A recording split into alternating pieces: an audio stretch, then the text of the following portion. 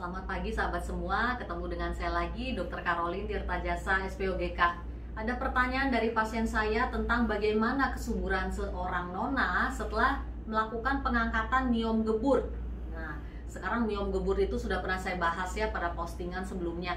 Miom gebur itu adalah mioma yang turun masuk ke jalan lahir.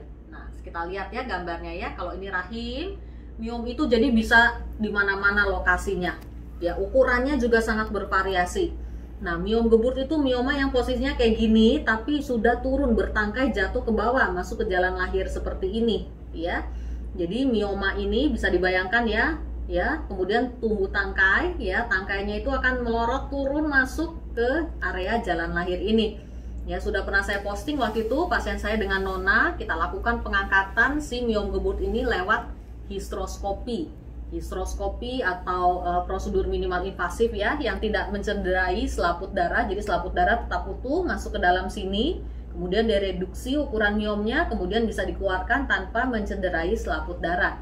Nah, pertanyaan tentang bagaimana kesuburannya kalau faktor-faktor lainnya normal ya, misalnya sperma suaminya normal, hormonnya normal, tentunya kesuburannya juga normal-normal saja setelah dilakukan pengangkatan si miom gebur ini. Dengan catatan tentunya tidak ada miom-miom lain yang tumbuh di rahimnya ya, seperti ini. Ya, kalau ada miom-miom lain kita harus angkat juga ya. Prinsipnya tumor kandungan jika itu mengganggu ya dan menghalangi fertilitas atau kesuburan kita harus angkat ya. Tetapi masalahnya kesuburan tidak semata-mata ditentukan hanya dari faktor rahim. Jadi miom ini hubungannya dengan faktor si badan rahim ini ya. Badan rahim normal, tetapi bagaimana saluran telur? Ya, saluran telur adalah faktor lain yang harus dievaluasi juga. Kalau badan rahim normal, miom geburnya sudah diangkat semua, berikut miom-miom lainnya, tapi saluran telurnya mampet misalnya, tersumbat, ya tidak hamil juga. Ya, kemudian faktor si indung telur ini, ada kista nggak di indung telurnya? Kejadian-kejadian seperti kista endometriosis misalnya, ya. Atau pasien-pasien dengan PCO di mana tidak terjadi sel telur yang besar dan pecah saat masa subur, itu juga mengganggu kesuburan juga ya.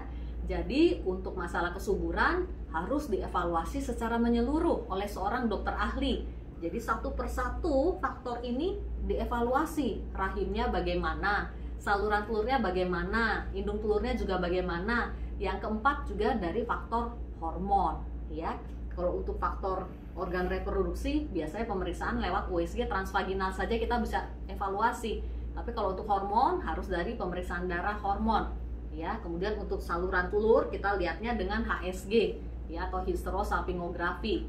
Nah, selain faktor-faktor ini, jangan lupa juga ada faktor sperma suami bagaimana. Ya, kalau ada oligoasteno atau teratozoospermi, kelainan-kelainan sperma, ya itu juga harus diperbaiki dulu. Karena faktor suami istri sama-sama tuh 50-50 ibaratnya ya, yang menentukan keberhasilan seseorang bisa hamil atau tidak. Sekian dan terima kasih, semoga menjadi manfaat.